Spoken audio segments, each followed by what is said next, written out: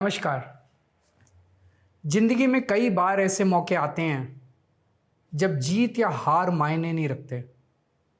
उससे भी बड़ा हो जाता है सही और गलत का सवाल। क्या सही है और क्या गलत है? ऐसे समय में हमें ये तय करना होता है कि हम मुश्किल रास्ता चुनेंगे या आसान रास्ता।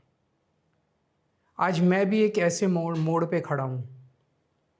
आप सब जानते हैं कि मुझे एक झूठे केस में फंसाया गया, मुझे जेल भेज दिया गया, एक चुनी हुई सरकार को गलत तरीके से गिरा दिया गया, हमें कई महीने जेल में रखा, पर आखिरकार सच की जीत हुई। 27 फरवरी को अदालत ने मुझे पूरी तरह निर्दोष घोषित कर दिया। कोर्ट ने कहा केजरीवाल निर्दोष है, केजरीवाल ने कोई भ्रष्टाचार नहीं किया। कोर्ट ने सीबीआई की जांच पे ही सवाल खड़े कर दिए और जांच अधिकारी के खिलाफ एक्शन लेने के आदेश दे दिए। लेकिन सच का रास्ता आसान नहीं होता।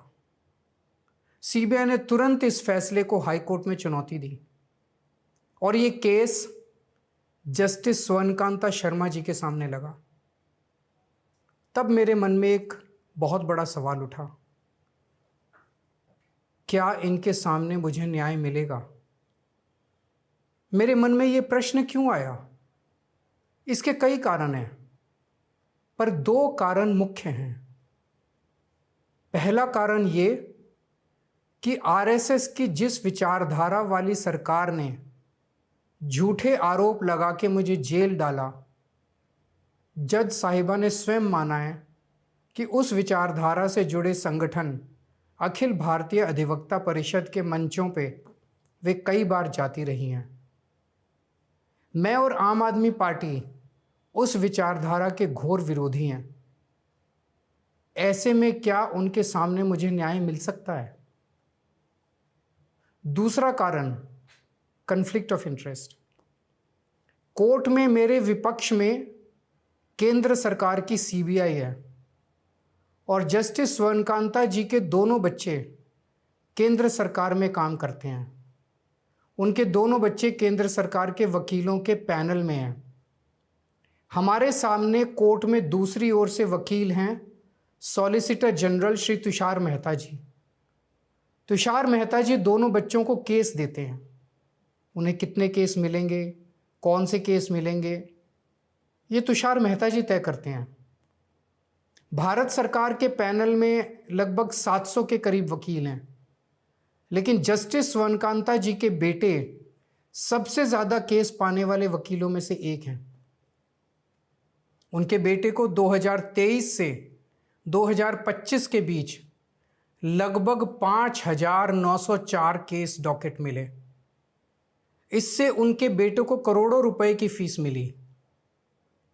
आज की तारीख में उन बच्चों का भविष्य और कमाई दोनों काफ़ी हद तक तुषार मेहता जी पर निर्भर है। तो किसी के भी मन में ये चिंता स्वाभाविक है कि अगर जज साहिबा के बच्चों की कमाई और उनका भविष्य सामने खड़ा वकील तय कर रहा है, तो क्या जज साहिबा उस वकील के खिलाफ फैसला कर पाएंगी? मैं ये स्पष्ट करना चाहता हूं कि मुझे जुडिशरी पे पूरा भरोसा है। मैं जुडिशरी का बहुत सम्मान करता हूं। जब मेरे खिलाफ गलत साजिश हुई तो हमारे देश की जुडिशरी ने ही मुझे न्याय दिया था। जब मुझे झूठे केस में गिरफ्तार किया गया तो इसी जुडिशरी ने मुझे बेल दी थी। इसी जुडिशरी ने मुझे उसी झूठे केस में दोष मुक्त करार किया है। पिछले 75 वर्षों में जब जब देश पे आंच आई, हमारे देश की जुडिशरी ने देश को बचाया और नागरिकों के हितों की रक्षा की है।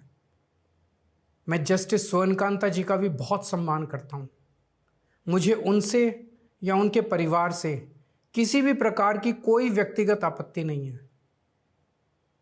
लेकिन न्याय का एक बहुत बड़ा सिद्धांत है, justice should not only be done but should also be seen to be done. इसलिए मैंने जस्टिस स्वर्णकांता शर्मा जी से पूरे सम्मान के साथ अनुरोध किया कि वो इस कन्फ्लिक्ट ऑफ इंटरेस्ट जैसे कारणों की वजह से इस केस से खुद को अलग कर लें, लेकिन उन्होंने मेरी दलीलें खारिज कर दी और फैसला दिया कि वो स्वयं ही ये केस सुनेंगी। आज मेरे सामने सबसे आसान रास्ता है कि मैं उनका आदेश मान लूं और एक बड़ा वकील खड़ा करके उनके सामने अपना केस लड़ूं।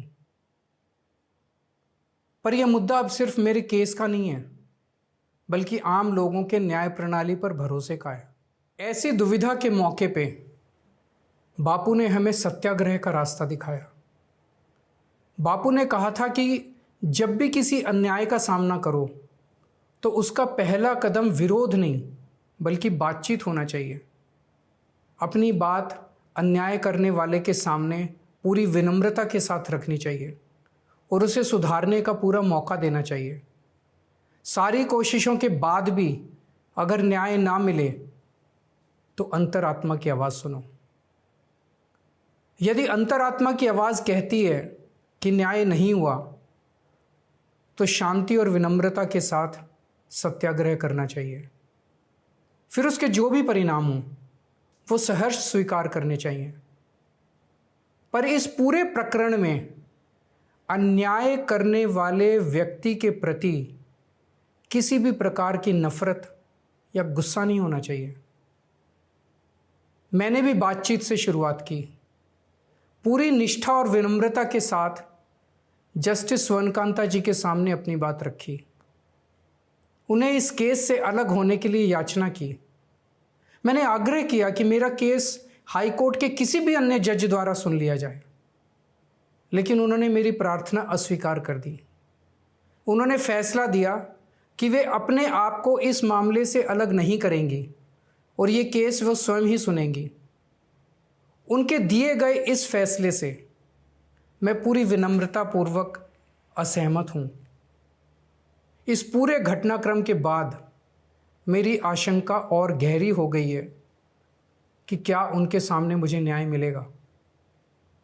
बापू के दिखाए रास्ते पर चलते हुए सत्याग्रह की भावना से अब मैंने फैसला किया है कि मैं इस केस में जस्टिस स्वर्णकांता जी के कोर्ट में ना तो स्वयं पेश होऊंगा और ना ही मेरी तरफ से कोई वकील पैरवी करेगा। जस्टिस स्वर्णकांता जी जो भी फैसला सुनाएंगे उस पर समय आने पर मेरे जो भी कानूनी अधिकार हैं, जैसे सुप्रीम कोर्ट में चुनौती देना आदि, वो सभी कदम लेने के लिए मैं स्वतंत्र हूँ। ये बात आज मैंने एक पत्र लिखकर जस्टिस स्वर्णकांता जी को भी सूचित कर दिया है। मेरा जस्टिस स्वर्णकांता जी से किसी प्रकार का व्यक्तिगत विरोध नहीं है। यदि भविष्य में भी कभी उनके सामने मेरा कोई अन्य केस लगता है जिसमें मेरे विरोध में बीजेपी, केंद्र सरकार या तुषार मेहता जी नहीं हैं, तो मैं उनके समक्ष जरूर पेश होऊंगा।